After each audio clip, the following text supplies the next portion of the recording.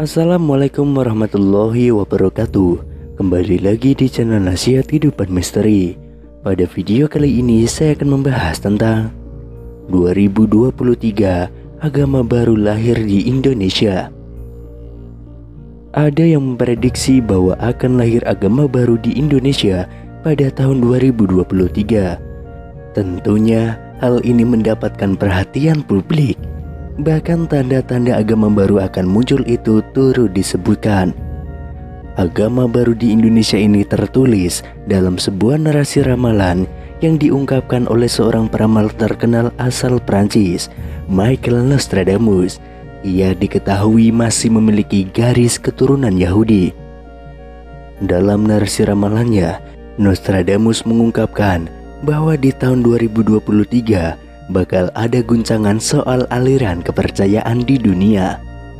Kedatangan agama baru yang lahir di Indonesia itu ditandai dengan sejumlah hal. Salah satu tanda tersebut yakni kemunculan seseorang yang dikenal dengan panggilan The Man from the East. Sosoknya disebutkan muncul dari negeri yang terletak di pertemuan tiga buah laut. Selain itu disebutkan kemunculan sosok tersebut akan menggemparkan timur dan barat, dan ketika muncul dia akan memakai sorban biru serta merayakan hari Kamis sebagai hari istimewa baginya.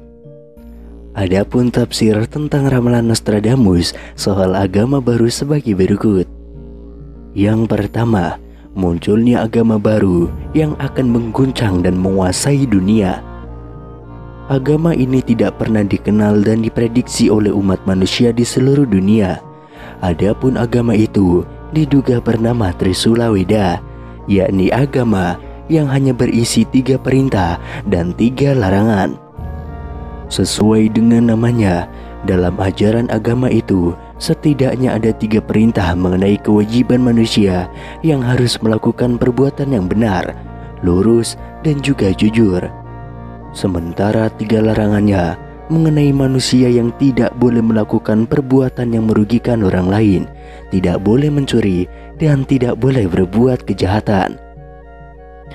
Kemudian yang kedua, The Man from the East atau laki-laki dari timur. Itulah julukan yang diberikan kepada pemimpin agama baru ini. Dikatakan dia akan menghapus seluruh agama-agama dan akan mendirikan agama baru yang akan dianut oleh semua makhluk di jagat raya ini. Dialah Satria Piningit yang akan menjadikan dunia damai dengan apapun yang ada di dalamnya. Yang ketiga, muncul dari negeri yang terletak di pertemuan 3 buah laut. Maksud dari keterangan tersebut diduga berkaitan dengan kemunculannya yang berasal dari pertemuan 3 laut, yakni sebelah utara Pulau Sulawesi adalah Laut Sulawesi, dan di sebelah selatannya adalah Laut Flores, dan di sebelah timurnya adalah Laut Maluku.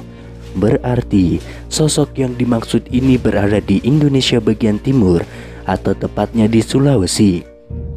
Dipercaya pula bahwa dia saat ini sedang menyembunyikan diri sambil menanti waktu terbitnya perang. Yang keempat, kemunculannya menggemparkan timur dan barat. Diperkirakan maksudnya kemunculan sosok tersebut bakal menggemparkan seluruh dunia beserta seluruh isinya. Yang kelima, ketika muncul dia memakai sorban biru. Sorban sendiri adalah selai kain yang lazim digunakan oleh umat Islam yang biasanya digunakan oleh orang Arab pada zaman pra-Islam untuk mengatasi hawa dingin atau teriknya matahari, terutama di gurun pasir, karena suhu di gurun pasir siang harinya bisa menjadi sangat panas dan malam harinya bisa menjadi sangat dingin. Yang keenam, merayakan hari Kamis sebagai hari istimewa.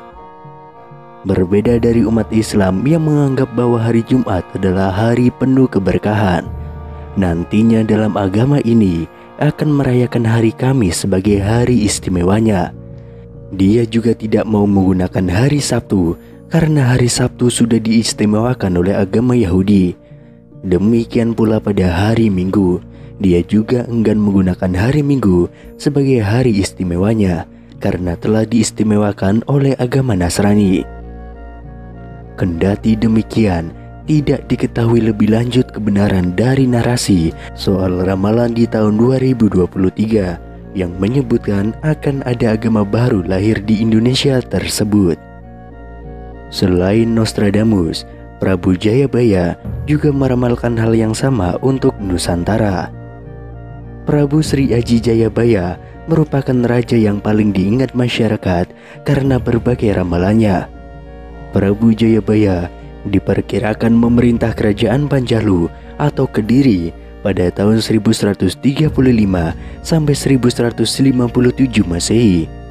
Prabu Jayabaya merupakan putra Raden Panji dari kerajaan Jenggala dan putri Sekartaji dari Daha.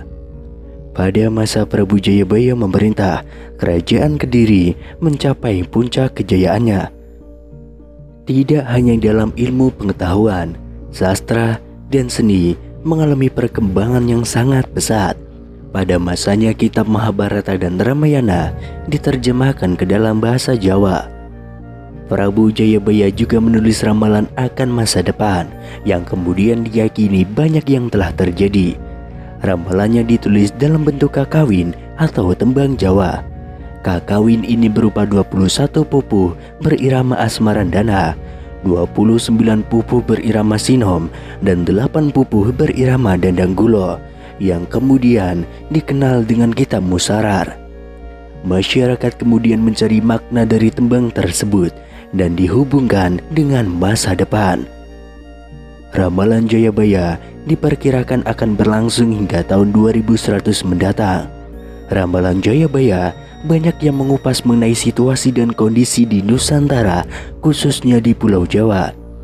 Salah satu ramalan Jayabaya yaitu, besok nek wis ana kreta mlaku tanpa jaran, tanah Jawa kalungan wesi, perahu mlaku ing awang-awang, kali ilang ketunge, pasar ilang kumandange, iku tondo yen jaman Joyoboyo wis jeda.